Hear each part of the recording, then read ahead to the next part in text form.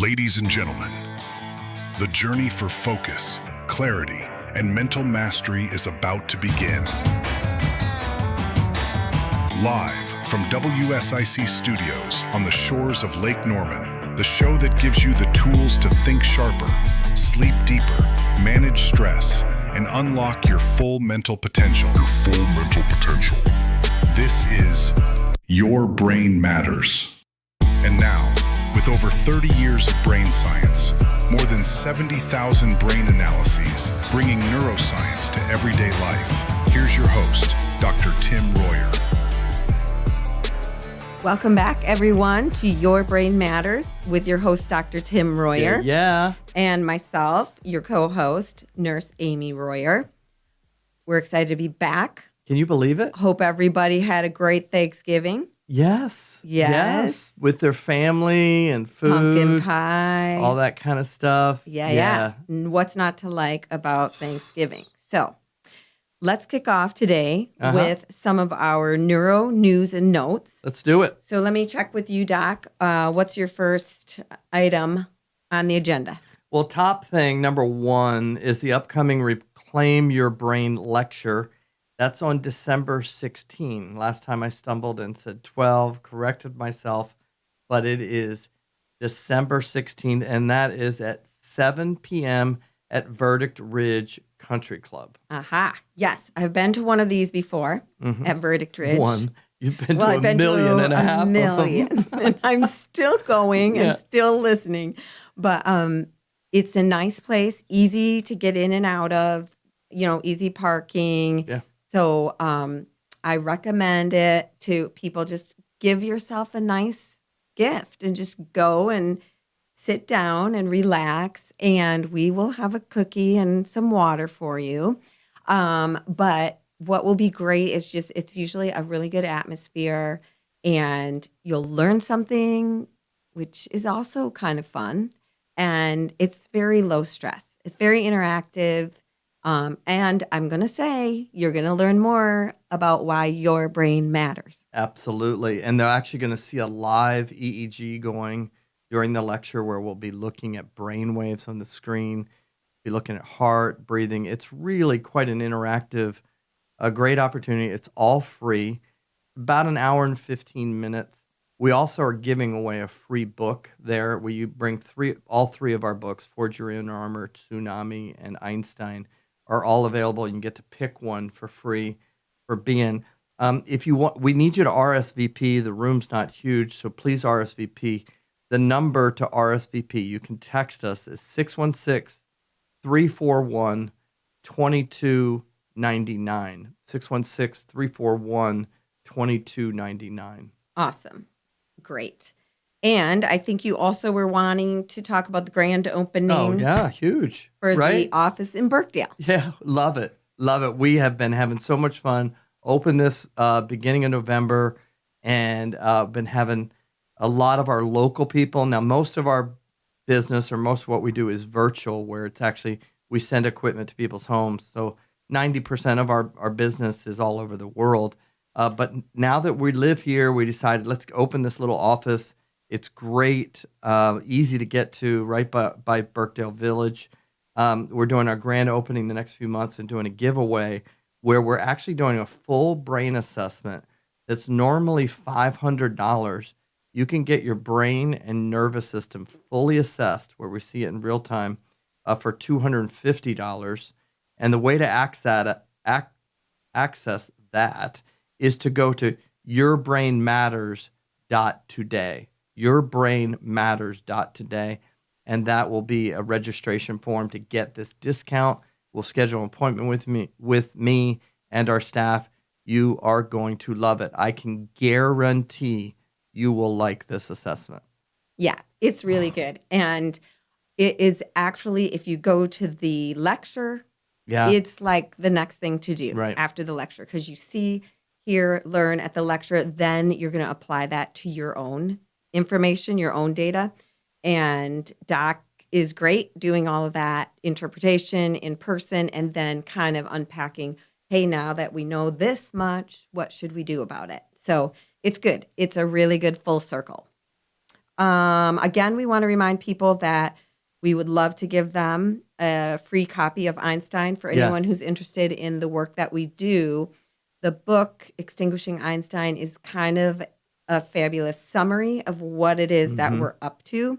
Sometimes when we talk about what we do, it's like rocket science or like we work with this person, that person, kind of people might wonder what it is actually when it gets all boiled down. And I would say that the book Einstein encapsulates kind of getting right down to the basics, which for us is going upstream to the source, dealing with that, helping the person help themselves, and then seeing the results downstream. And basically, Einstein is a short book about start to finish that process.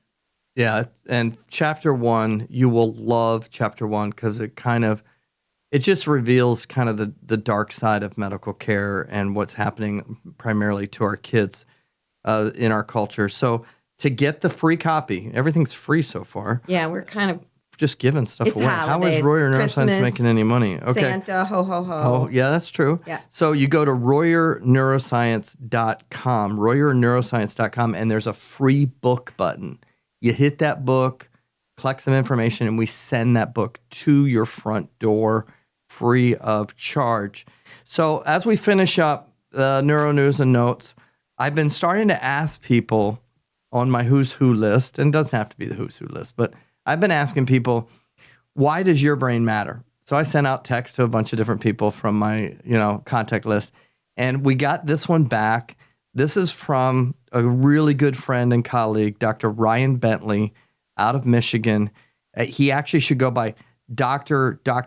Bentley because not only is an MD, he's a doctor of chiropractic work. He's also a PhD in chemistry. This guy is a functional medicine guru. We fly him all over the country to see our pro athletes, our executives. The guy just knows everything. So we asked him, we said, Dr. Bentley, why does your brain matter? And Amy's going to read his response. Let's go.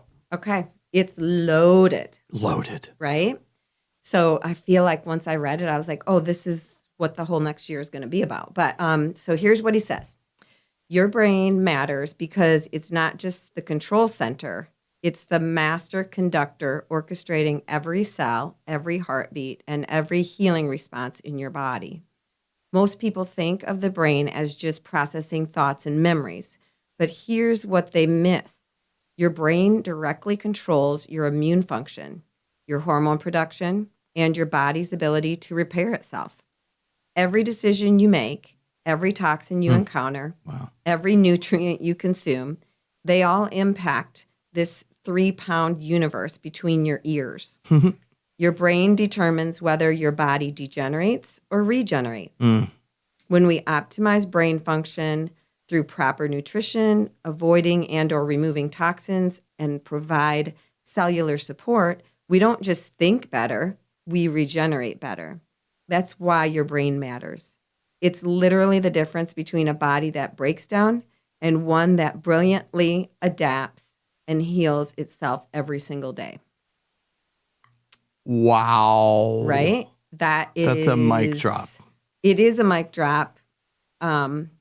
It's kind of stunning. Yes. But when we talked in our first episode about the 2-minute drill being like, think about why or how your brain matters, this is a cool response about the brain. And we each have one. So this response can be applied to each of us. So this is why my brain matters, but it's also why your brain matters. True. Because of all these things. So, awesome. I love this whole concept of whether it's going to decline or regenerate itself. Yeah. And it's how we take care of it. Awesome. Thank you, Dr. Bentley.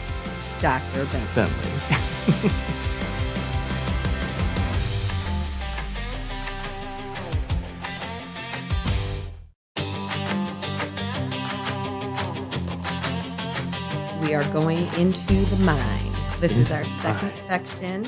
where we like to interview someone and find out a little bit more about what's going on in their mind. Yes. And it's a pretty easy one today. Is it? We're going into the mind of Dr. Tim Royer. Oh, shoot. We may never come out. It could be a dark Is there like hole. nothing? I'm not sure. Is there nothing in there? Hello. It's hello. in there. All right. It's echoing.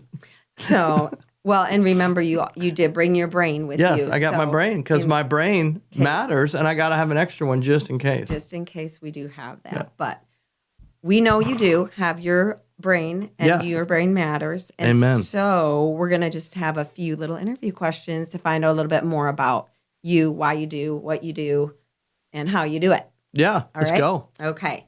So, Tim, take Yeah. us back to why neuroscience? Where did this begin for you? Yeah, I mean, that's a great question. And unlike Amy, who, if you remember from the first episode we did with Amy, she said, I always wanted to be a nurse. I always wanted to take care of people. She said her mom was a nurse. She just always knew she was going to be a nurse. I can tell you that I did not have any idea whatsoever that I'd be sitting in this chair right here talking about a brain, okay? I love sports. I was involved in sports. My dad was a football coach, college football coach. I thought I'd be doing something in sports. So when I got to college, I thought, well, maybe I should do something a little bit more. So I'll go into business. So I went into business. That lasted about 6 months and went to my supervisor and said, hey, my advisor said, hey, I want to change major. So I went over to sports. Thought, well, I'll become a coach. Did that for about 6 months, a year. Came back to my supervisor and said, I think maybe I might want to go into the ministry or something. So I switched over to theology. Came back the fourth time and I said, hey, I don't think I want to do this. I don't know what to do. And my advisor took my file and he handed it to me. He says, I'm not the guy for you. And I'm like, what? You're supposed to be my advisor. He goes, I'm just a little bit more if you wanted to go into business, I would have taken. He says, here's your file. He literally handed me my file. And I'm like, what the heck? So you're not going to believe this, but I knew I needed an advisor. So the office next door to the business department was the psychology department. I was like, what the heck? I went in. First guy I met, actually, I had no idea, but he was a roommate of my stepdad, who was chair of the department, and we became good friends. And my journey. I have a side note. Yeah, go ahead. Because I knew Doc or Tim during this time, and we had a lot of freshman classes together, and I was aware of him as I had met him the first day. But I was aware that he was switching his major every 6 months, and I was like, this guy. He needs to get it together at some point. He has no direction. But anyway, go back to where you finally met the right advisor. This is where a lot of this is about having a good advisor. True. But I mean, I got to add to that now that you said that. So Amy's parents came to town and I met them, and her dad's a physician. Mom's a nurse. They were missionaries in Bangladesh building a hospital. Very, fun-loving people, but very serious about their professions. And her dad asked me, what's your major? And I said, it's fun declared. And he looked at me like, classic. Are you a stinking idiot? Who is this guy? But I started to find my way. I didn't really fit in with the psychology department, again, because, I was just a little bit different. We went off to... I started to like what it was going on with it, and so we decided, I needed a master's to do that. So we went down to Atlanta, got the master's degree, and I didn't know if I really wanted to be, lay on the couch, tell me about your childhood kind of guy, but I did. It fascinated me how the brain worked and stuff, and I really started to branch into neuropsych, and that was something that kind of clicked with me. Because it was very mathematical, measuring IQ, measuring deficits in the brain. And there was this technical mathematical part that I always like. I love math. I love that kind of thing. And so once I got into the neuropsych side, really liked that. And then I also got into a lot of personality testing, projective testing, using the Rorschach and drawings and things like that to figure out what was underneath the hood, what was deep inside the brain. So that was very intriguing to me. And I became an expert in neuropsych testing, evaluating people. And I thought that's what it was going to be. And I got my first job at the Children's Hospital, did the neuropsych thing, was very successful there. And then I went to this conference because I wanted to get a device that I could use for kids that would measure what their body temperature was doing so that we could like teach them to decrease their fingertip body temperature, which would decrease anxiety because I was trying to address anxiety. And at this conference, I got introduced to the whole space of biometrics and analyzing. And that's when I saw my first EEG. And I saw brainwave activity on the brain. And I'm like, wow, this is really cool.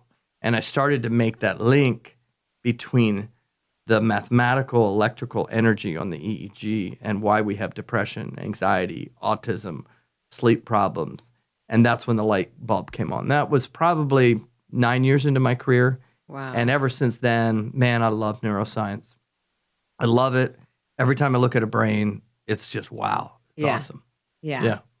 That's incredible. I love listening to you tell those stories because I had the advantage of being like right alongside of you through all those transitions. And I know like now I see my kids at the age that we were at that time, right? Isn't it nuts? And I know like, Doc, you never thought of yourself as like a good student or like a highly scientific person, but watching just the lights turn on for you during that process, because we were in Atlanta, I was working, I was bringing home the bacon, and you were going to school. And I would write Doc's papers. Whoa, don't say that. We'll type them. Help me. I have a disability or something. He wasn't taught in his early education how to write well. And thankfully, I had a really good teacher who taught me how to, do sentence structure. And we didn't have AI back then, right? True. I couldn't chat GPT that stuff. Right. So I chat Amy did. We actually were really writing these papers. And then typing, Doc didn't really take typing class. No, I didn't do that either. I was playing football. So anyway. But so I was watching him develop in his passion for the topics we were writing about for these papers, and watching him become more successful in academics than he ever had been before. And it was because he was landing in the zone that was good for him. So that was really cool. So now that we're old and we've been in our career for a while. When you wake up in the morning, like, what would you say gets you out of bed to do your job, aside from the tea concoction that I make every morning? Well, it is that tea concoction, that tea that you make in the morning. I like, first thing I wake up is like, when is she going to be done with that? Because that's what I get turns the lights on. Is that tea that you make with the I can share that. Turmeric, the ginger. Oh my gosh, the honey. I mean, it's awesome. It's awesome. Magic. Can I get one of those right now? No, I think, what gets me up is it's a combination of things. It's helping people. Like, we're literally changing lives. In a culture where people aren't given a lot of hope, or it's just check boxes. Let's put 8 million children in the box of ADHD, and, you've got a sleep problem. Every single person is unique. Every single brain is unique. Right. God has made you in a very special way. You are fearfully and wonderfully made. And so there's a combination of this faith that I have in this creator that's made the most wondrous thing in the universe that allows me to see the science through a lens of, man, every one of these people are unique. And we have an opportunity to do something very sacred, work with the most precious thing that they possess, their brain. I mean, it's like one step away from God. I mean, it's just, he created this thing, right? And we get to be a part of that, like what he made, and try to help with that. Not me one step away from God. I'm talking about I'm talking about that the brain is like the closest thing that we have, right? Right. Yep. And so we get to be a part of that. And I'd say the other thing is getting out of the traditional side of things and really interfacing with technology and AI and all of these new things is we're on the cusp, Royer Neuroscience is, of how to measure these things in real time across space. I was looking at somebody in Hong Kong the other day. Like, I'm looking at their brain from my room in Charlotte, right? Like, what is this all about? And so I love that kind of stuff. That creative stuff is really gets me fired up. And I'm always looking at what's new. Now, we used to have this thing called the box of shame. We still have it at the house. The box of shame, which is all of Tim's things that he's trying to invent. And Amy's like, what are we doing with this box, right? Yes. Now, is the box getting smaller? It is, relatively speaking. Oh, shoot. You're not going to take. Yes. It's not a straight out. Yeah. But I mean, with anything like this that you're doing, you're going to have some fallout from the different things that you've tried. And I will say about Doc that he, for some reason, never stops trying, which I would have given up many times ago. But he keeps trying and trying, which is why I asked him what gets him up in the morning, because that's what's driving everything. So we were going to talk about what's it like for you to work with me as your partner. I was trying to avoid that question. We've run out of time. Yes. Thank you. Did you get that? Was a stall tactic. It might be good, being as our anniversary is coming up in the next couple of days. Maybe that wasn't good timing to talk about that on the radio. So we'll talk about it next time. What's it like to work with me? The good, the bad, and the ugly. Oh, it's all beautiful. Let's go.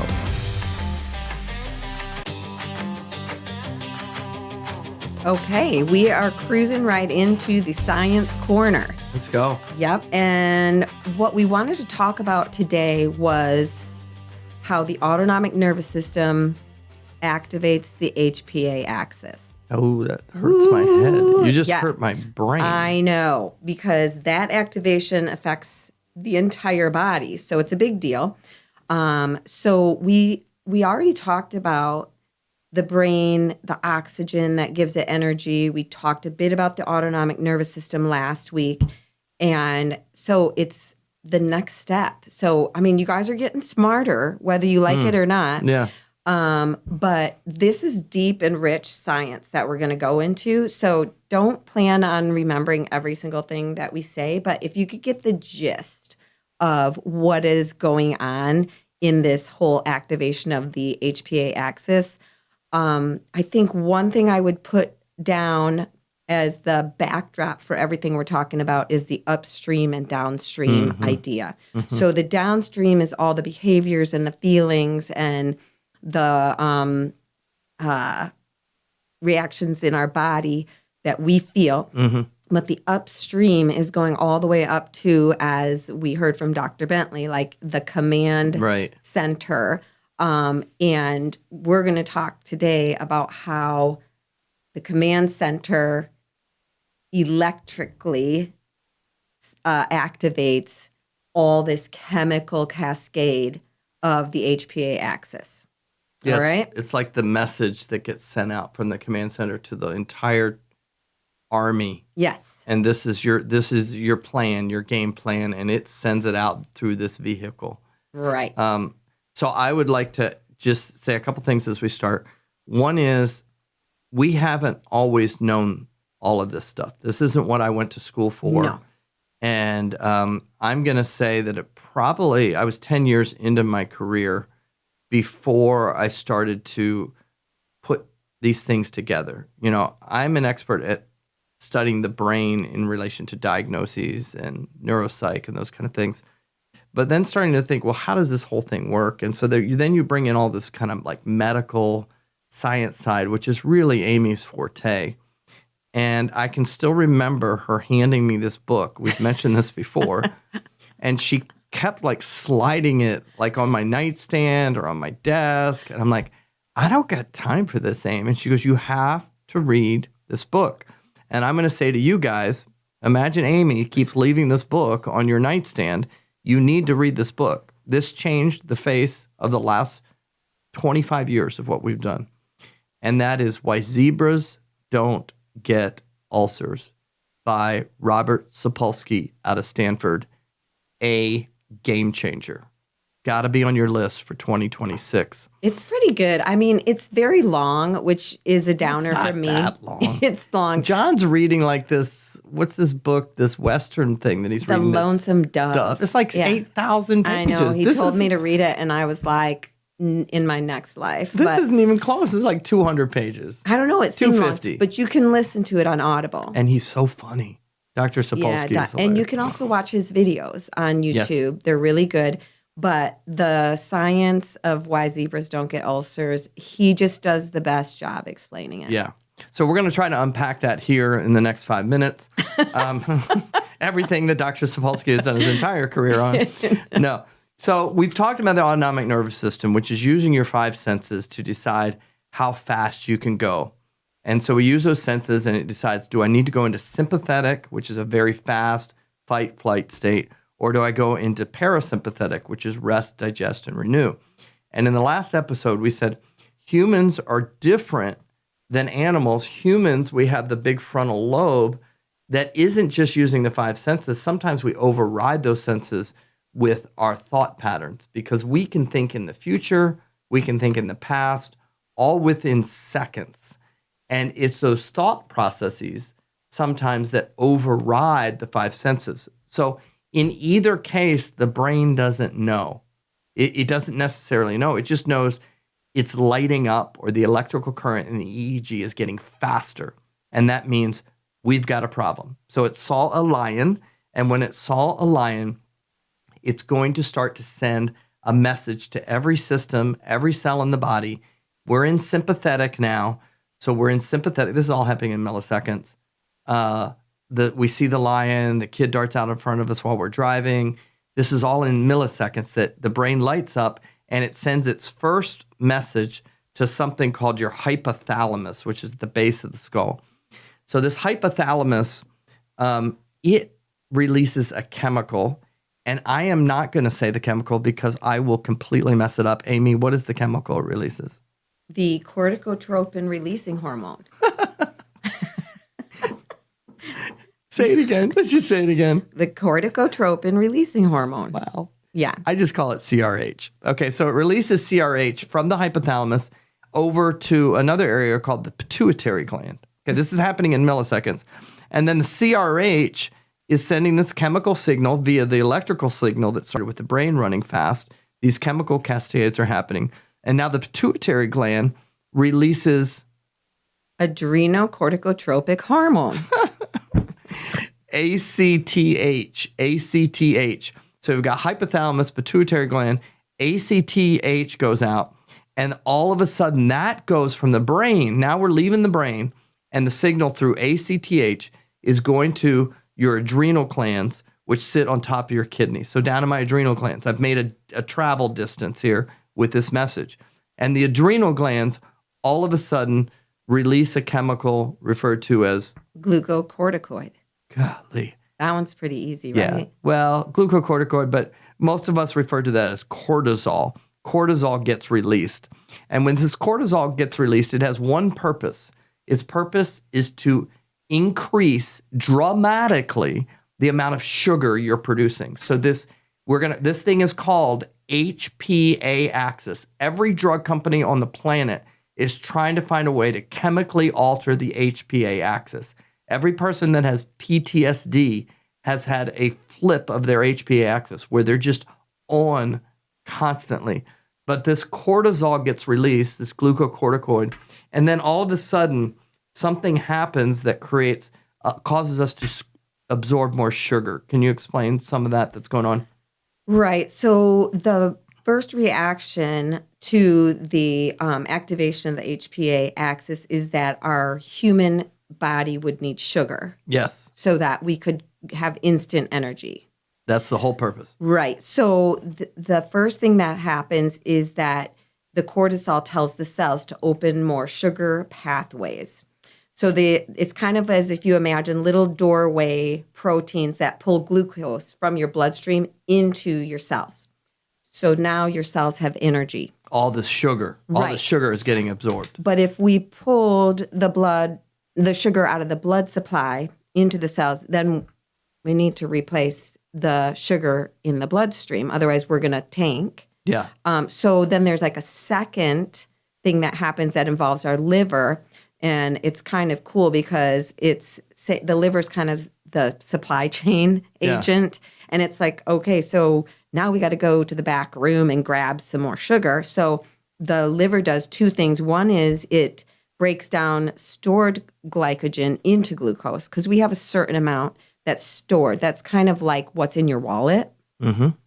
But then you have to go, if you use up everything in your wallet, you have to go to the bank and you have to liquidate some funds. Yeah. Okay. So that is a cool word called gluconeogenesis. Wow. Basically, if you break that up, it just means creating new sugar.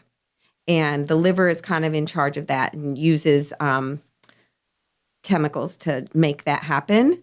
But, it's so good. And it's so well described in that Zebra's book that I hate to try to say it because I'm just going to botch it. But another thing that happens is that the liver tells the body to reduce the insulin sensitivity. So we're not going to listen to insulin because we want to keep the sugar high and available.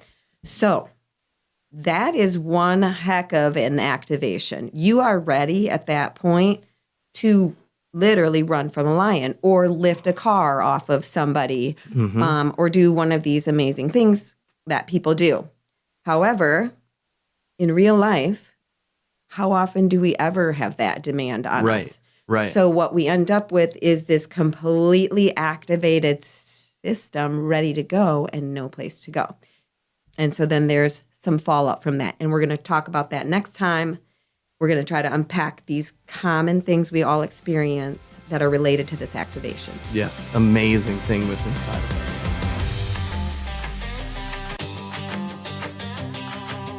Okay, we are back to segment 4, which is normally Cortex Case Files, which it will be. But Amy and I were talking offline. We said we got to finish up the last one because there was a lot in there. So we're going to unpack the HPA axis more. Okay, but you understand kind of the flow of the electrical and the chemical and this whole sugar thing. Okay, so the sugar thing, if this is what you guys got to get into your mind, if it truly is a lion, okay, and I'm running from the lion, then the sugar is a very, very good thing. Yes. Okay. Yes. But if I'm sitting at my desk and I'm thinking about what about my 401k? What about is my kid getting into school? Can I pay the bills? I can create the exact HPA axis problem because the autonomic nervous system is in sympathetic and sending that signal. And I now am causing the same sugar thing. My body doesn't know. So I'm not able to burn it off, right? Right. So something that was intended for good is now actually really detrimental. Yes. And this is also kind of what Dr. Bentley was talking about, that our bodies can either be degenerating or regenerating. And it's really related to this HPA axis. Yeah, you have a beautiful system. The autonomic nervous system, the brain, the oxygen, the energy, it's activating the HPA axis. We're just activating it with the wrong signal. We're like, go storm the castle, and there's no castle to storm, right? Yep. And we're doing this all day long, okay? Yep. So with this, when this demand happens, the body assumes this is going on, but it's not burning things off. So in Dr. Sapolsky's book, he mentions 3 out of 4 things that happen from this overuse of the HPA axis. And number 1, if your body is demanding sugar constantly, but you're not needing to burn it off, the number 1 thing that makes that prone to happen is that you will develop type 2 diabetes. Right. And that is growing at an exponential rate on our planet. And it's because of an overbalanced HPA axis. Right. Number 2 is, guess what happened? We start to store right where the adrenal glands are, our belly. Yeah. We start to store all this extra belly fat because the body thinks it's running from lions left and right and left and right. And there's no lion to run from. So we get this extra storage and it creates that apple shape. Number 1 cause of obesity is an HPA axis that's doing it's doing the right thing, but with the wrong mechanism to kick it in. 3rd, cardiovascular disease. This is the trifecta. Yeah. Okay. Yep. Number 1 cause of those 3 things. And then the 4th one that's now starting to come online is dementia, cognitive impairment because of almost what's referred to as a type 3 diabetic response. Exactly. Yikes. Bad combination. And you'll hear us say this word later, but it all falls under an umbrella of inflammation. Ooh, I can't wait till we start. Okay. So, but we're not going to talk about that today. Yeah. Because we're going to move into study. a case study, an amazing individual that we were privileged to work with. Yeah. So, let's see. I'm going to say 2008. I had an individual who was in college, and this person was playing Division I football, quarterback at an elite level. He's going into his senior year. He thought that he would like to go into the NFL. He was also in med school, or he's studying science, and he realized not in med school, but he was pre-med, and so he thought, hey, I'm going to have a good senior year, and I'm going to go into maybe get into the draft, right? And things didn't start off well for him that season. First few games were really poor, just rocky. And his parents were at a Reclaim Your Brain lecture. We talked about that at the beginning, Yeah, right? This is many years ago. But they were there, and they said, hey, we'd like you to meet our son and just talk to him a little bit about his brain.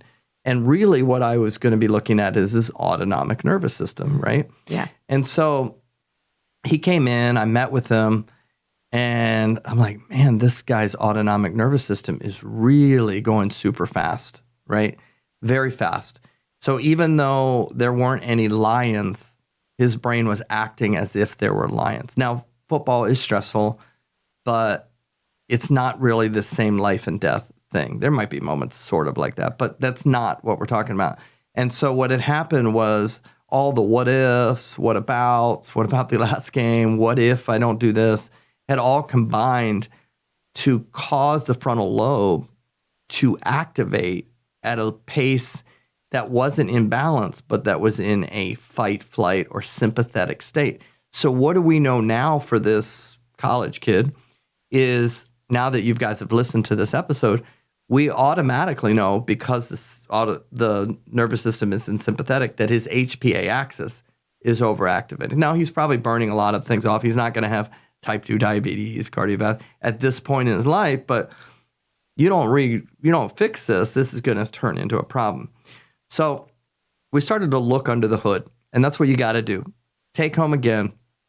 If you're just looking at behaviors and not looking upstream, you're doing a disservice to the most amazing thing you possess, is your brain. And if you're doing that for your child, you're even doing more of a disservice, because you're there to help them, not just go in and answer questions for 8 minutes and put them on a medicine. You have to look under the hood, look at their brain, look at their heart, look at their breathing, what's supplying all the energy, and look at their nervous system. So I started looking under the hood, and I started seeing, wow, the brain is in sympathetic.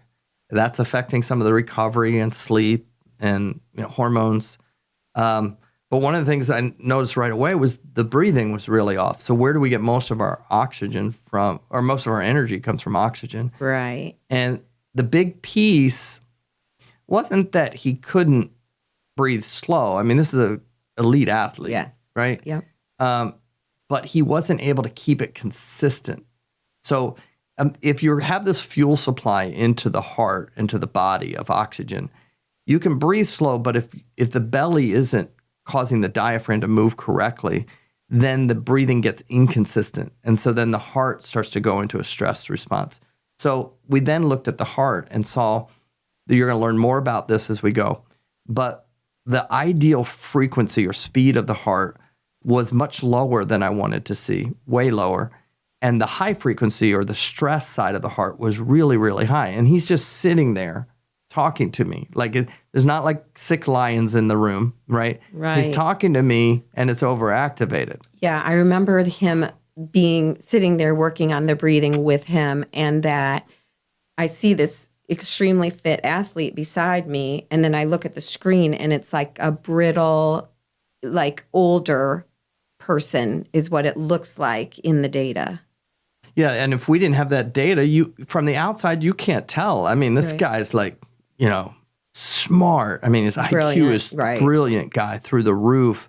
He's checking all the boxes, but the nervous system is not in balance. And he's trying to perform not just at an okay level, he's trying to perform at an elite level, and then maybe even go to pro sports where he's a subset of 30 people on the planet, right? Right. And so we started looking at this thing. It's like, well, we know the brain looks out of balance on the autonomic nervous system, but let's first look at the breathing. So he said to me, he goes, we have a bye week, but probably one of the biggest games of my career is in 2 weeks. Can you get me better by then? And I'm like, oh my gosh, I don't think I can do that. But I said, let's go for it. Let's try, right? Let's work not on your brain, not on these different hormones, which we sort of are, but let's work directly on your oxygen flow. Let's get your oxygen flow good so that your heart will get out of this fast, heavy stress, sympathetic response and get into a balance. You see, when you get that breathing right, it can override the entire system. So we did that, and he went into that next game, and the next 6 games was just lights out. And we've worked together for 15, 16 years, and he's currently one of the highest paid quarterbacks in all of NFL history. And that would go back to, there's so many other things that he has done. Right. But one of the variables is changing the autonomic nervous system, stopping the HP axis overload, getting the brain to become his friend rather than his foe was the beginning of that. And we're probably going to have a quote from him in a few weeks about why his brain matters. But ding, ding, ding, ding, ding, ding. It's time for the 2-minute drill. Let's go. Sorry to cut you off, Doc. No, but that was kind of fun, wasn't it? Yeah. So originally in our first 2-minute drill, we just wanted each of you to stop and think, my brain matters. Yeah. My brain matters. And repeat that and figure out, do you really believe that? And if you do, why do you believe that? Your brain matters. And we hope as we continue on, we're going to just keep unpacking why your brain matters. But it has to be unique to each person as they come to understand more that their belief that their brain matters grows and how it matters and what you can do about it. Like, for example, this example, this person didn't really understand that their brain mattered to their issue at hand. All they saw was their issue at hand. And in fact, when we did the assessment, this person was kind of pleased that everything was validating the way that he felt. Feeling. Yes. He was like, oh my gosh, this is it. This is exactly how I feel. But he didn't know he could actually do something about it. So we talked about today that all the things that happen when you activate the HPA axis. And what I want you to leave with is, where are you on this dial of, is it activated or is it deactivated? So for like our athlete, we were helping him deactivate that. And then for many of us realizing like, I'm getting way up on my dial, we have tools to help to deactivate that. So breathing, you heard it about this athlete, and we want you to know it about yourself. The tool to deactivate this is your breathing, and you can do that anytime and any place. Awesome. We can't wait to be with you guys next week. Let's go.